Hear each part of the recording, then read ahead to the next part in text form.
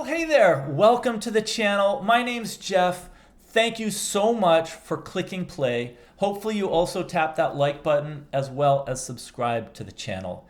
Today, I'm gonna show you 5 things that you may be doing right now to totally trash your investing returns. And I'm also gonna show you one thing that you can do to improve your investment results. This is not financial advice. These are things I have personally learned through being an investor for many years, and I think that these could really be helpful. Now, the first thing is being impatient.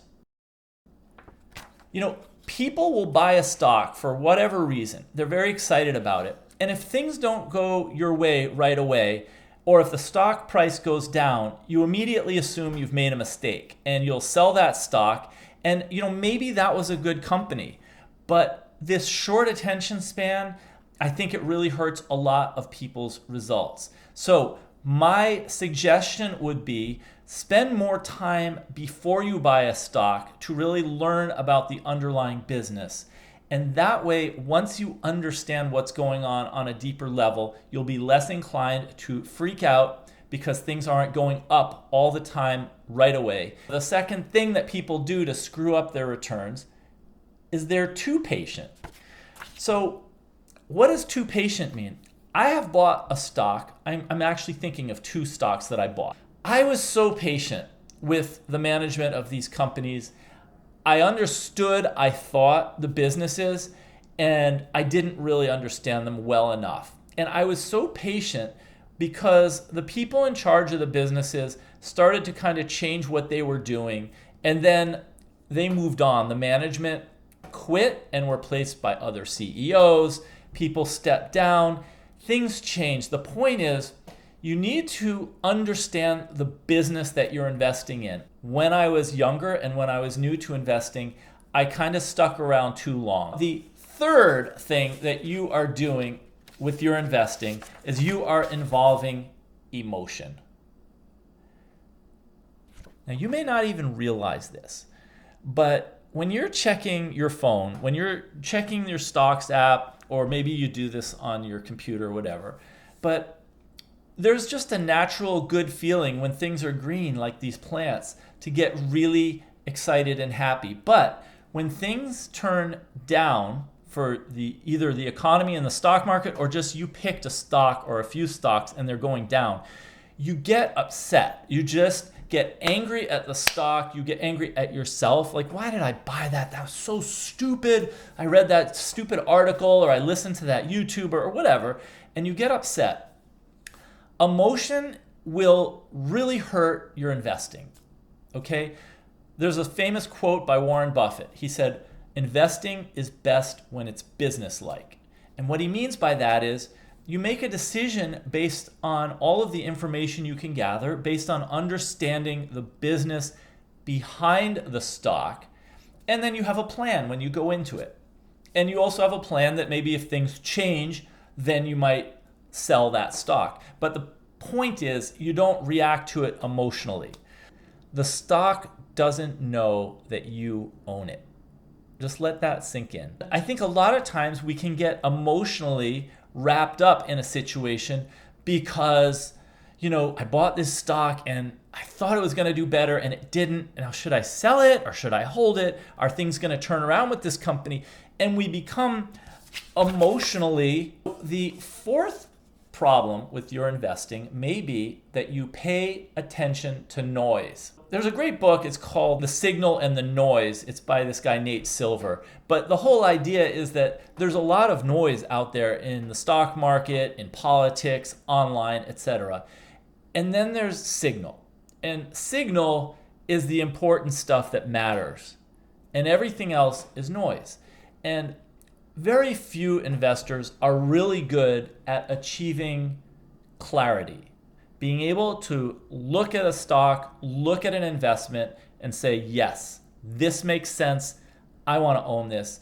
Or this is a horrible idea. Forget it. Most people get distracted by the noise, listening to other investors, listening to forecasts from analysts, listening to the CEO saying this or that, and they get kind of just involved in it, but they don't know what's signal and they can't tune out the noise. So learning to tune out the noise will really help you. And I've got some ideas that are just coming up in a few moments that will help you to do that. Here's something that if you're doing it would help you, but you're probably not. And the problem is you're reading less than 500 pages a week.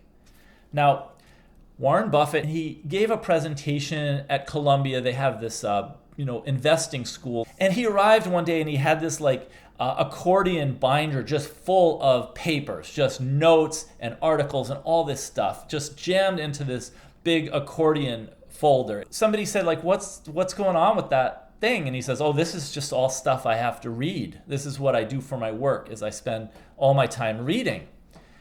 And somebody asked him how much he reads, and he said about 500 pages a week. And people were very surprised about how much he reads. But I learned this by listening to a podcast, and Todd Combs, who's one of the investment managers at Berkshire Hathaway right now, said that he just listened to that. He was young, he was going to Columbia, he was a student, and he said, wow, if I can just do this, he made a competition, for himself. He said, if I can read 500 pages every week, then I can become a better investor.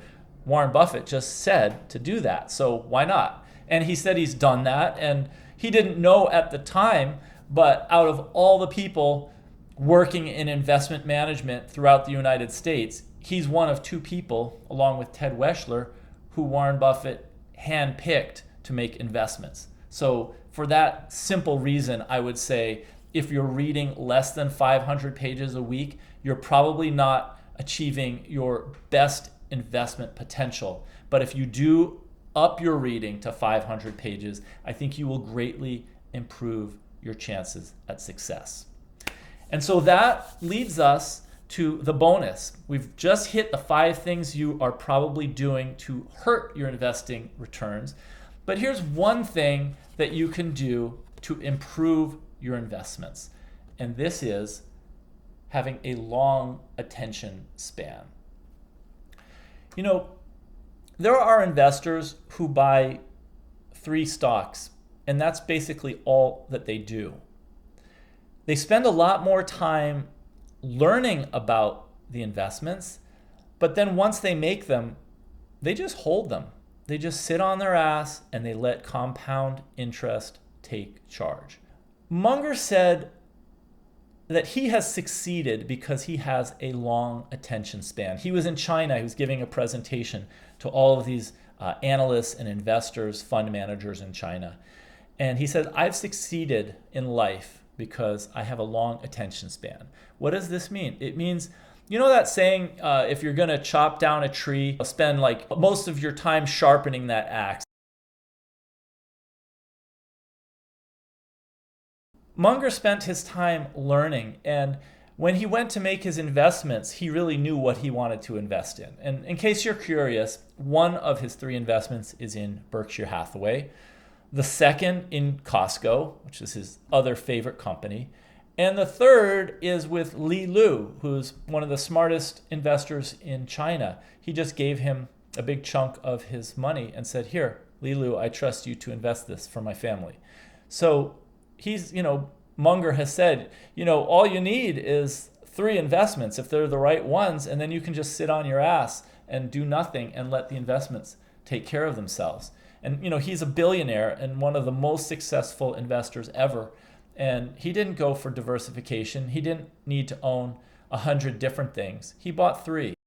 You can sit in a room and read a book or read an article and think about it. And think about it for a long time. Maybe you carry those thoughts or those ideas with you for the whole day or for the whole week. And when you talk about it with friends, you bring it up and you have these conversations where the give and take helps you to understand the ideas in an even deeper way. I think the concept of taking a simple idea and taking it seriously is a very powerful concept. It just suggests that you can learn about something, whatever it is.